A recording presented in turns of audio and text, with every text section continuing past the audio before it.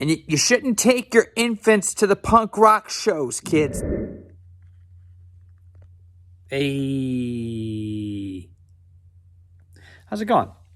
Fred here with my Firing Squad music review, and I've decided today to take on something else that I don't really know too much about.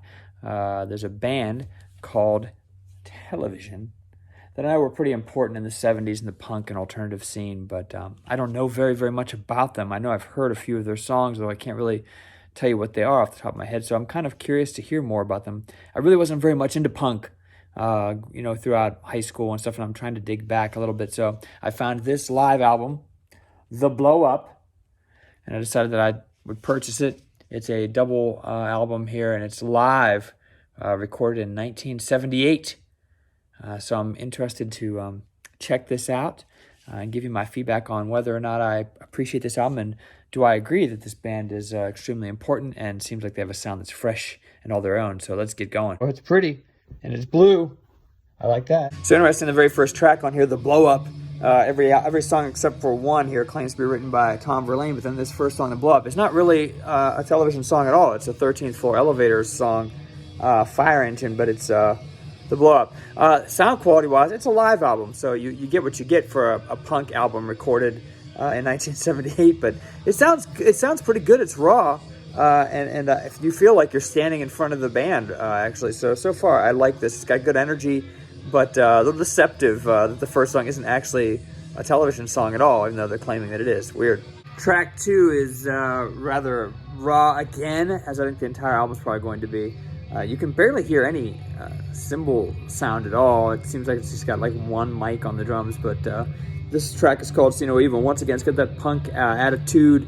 Very cool. The delivery is good. The band sounds as tight as a punk band in that era needed to be. In fact, probably tighter than most of the punk bands in that era were. So far, again, second track, See No Evil. I like it a lot. So there was a guy in the band before this album came out called Richard Hell, and they kicked Richard Hell out of the band. How do you kick a guy named Richard Hell out of a punk band? I mean, it doesn't make any sense to me. You got to keep Richard Hell, don't you? Unexpected departure of Richard Hell aside, this third song, Prove It, is really enjoyable. It's got a cool, looks like a bossa nova feel at the beginning. I can hear a little Velvet Underground influence here, I think, on the band, but they do a little better. I never loved Velvet Underground. I like this a little better. But really cool, a cool vibe to this song. It's almost got like a 50s, 60s doo-wop chord progression going on. But it's still a cool, high-energy song, a little more musical. But man, Prove It's a great song. This one is definitely impressive. I could tell by the crowd reaction to this fourth song, Elevation, it's a crowd favorite. It's, once again, a very good song. I think I know why I like this band better than a lot of the typical punk bands in that era, is that they allow the music to breathe. They're not always trying to fill it with speed and just vocals rapid fire. I think that the music really breathes here. Elevation even has a nice time change between verse and chorus that's kind of unexpected. So this band has proven to me that they're a cut above most of the punk bands of that era for sure. And this live performance is really solid. The fifth track and the last track on side A of this version of this Blow Up album is called I Don't Care, and it's very much a standard track up until the middle part, and then there's a nice key change out of nowhere.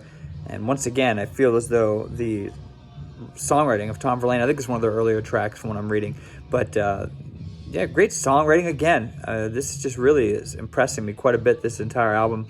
The sounds like a live album, and I don't love live albums, but the energy of this one makes the imperfect sound quality quite acceptable, honestly. Don't lie to you kids. Having to get up and change the record every 4 songs sucks, no matter what they say. First track on side B is Venus de Milo. This song is average. I don't love it as much as the stuff from side A so far, but the sound quality is definitely different on side B. I'm assuming that it looks like these songs were all collected from like random live performances throughout 78, so maybe this is a different recording, different venue. Doesn't sound quite as energetic and as lively as the first side does. Still a decent track though, but it doesn't stand out like the last few tracks on side A. But Venus de Milo is okay. Foxhole. This song's okay. It's okay. The lyrics are war themed, so I don't mind this. Sound quality still not as good, although the crowd sounds more mic'd up on this side for some reason. There's the last couple tracks. I don't know, maybe that's just me hearing something. But the guitar work is pretty good on this album, honestly. It seems like that's one of my things against a lot of that punk from that era, is that the guitar playing was so sloppy all the time. And I don't feel like Television has that issue at all. They seem like they're quite proficient at structuring songs and performing them live. And so, yeah, Foxhole's pretty solid too. Lyrics are better than the song, I think. But, man, the guitar work is pretty solid on this album. I'm really impressed by Television and their performance here. They're really tight and really together, which is not very typical of the genre. I'm willing to say I've done a terrible disservice to this band by not listening to them very much until now. Ain't That Nothing is a double negative, which I don't like as an English teacher, but as a music fan, I like what they're doing with it.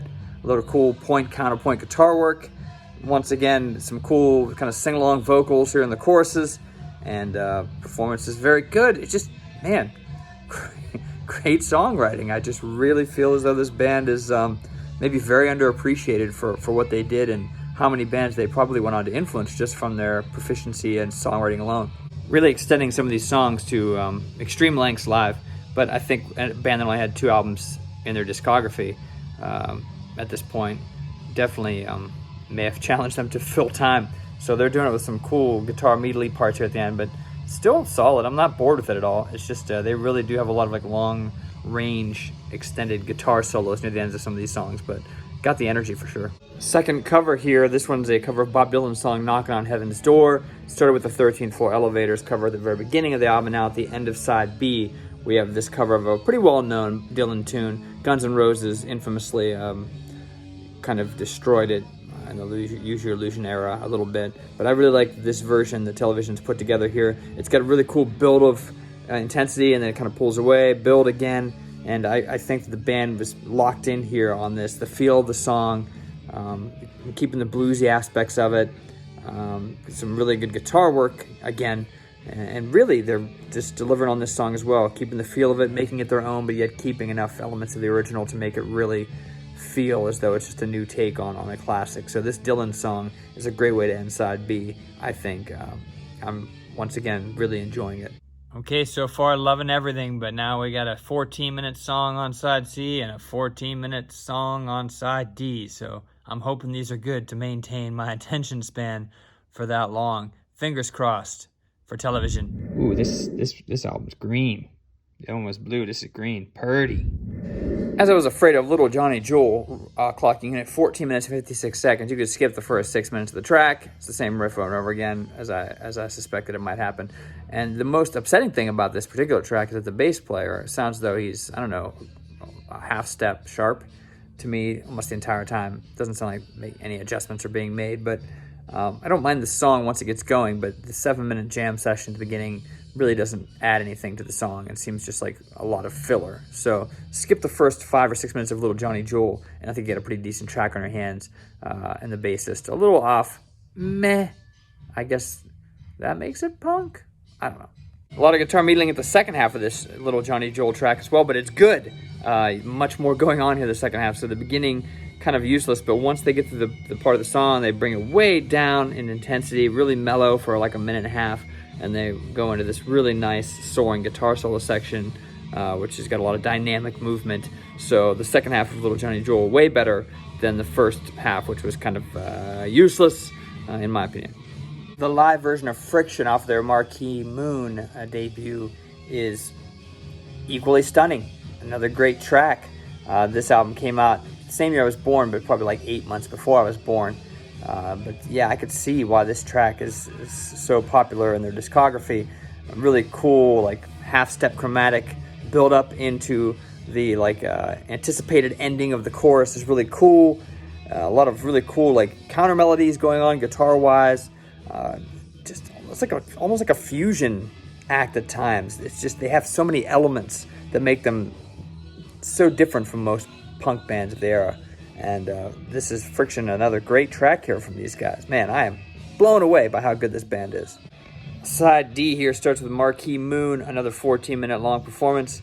This proves the band again just has great chops, songwriting chops, and they almost sound more like a new wave band at times than they do punk. Maybe they were one of the reasons the new wave grew, is from just their 2 albums they released.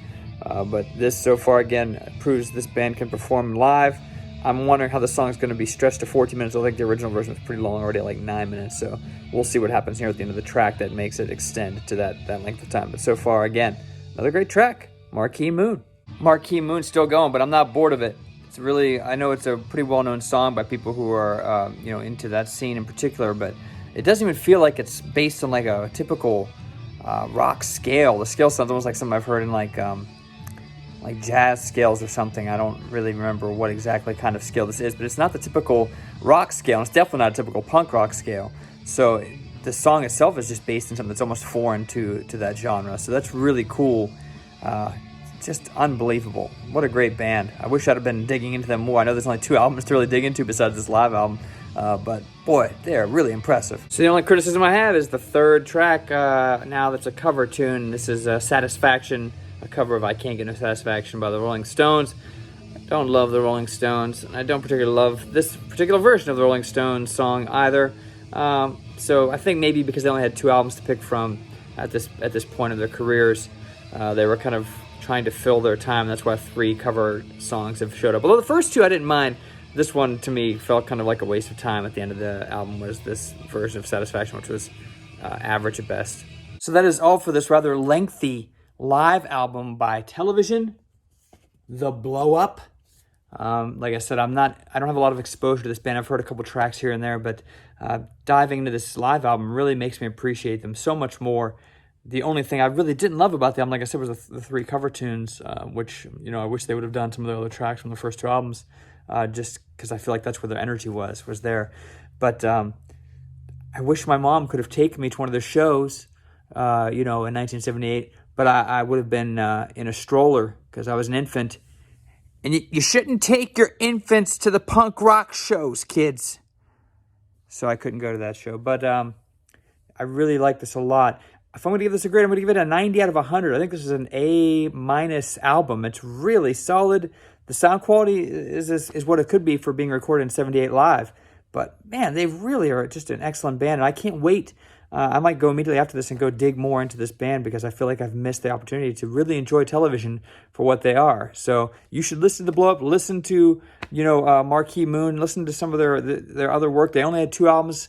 They got back together in the early 90s. They released a 3rd album. They've been off and on since then, but they really had 2 albums. They didn't get a lot of success financially, and so they quit.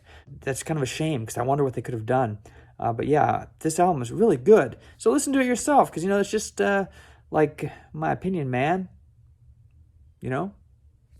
Television.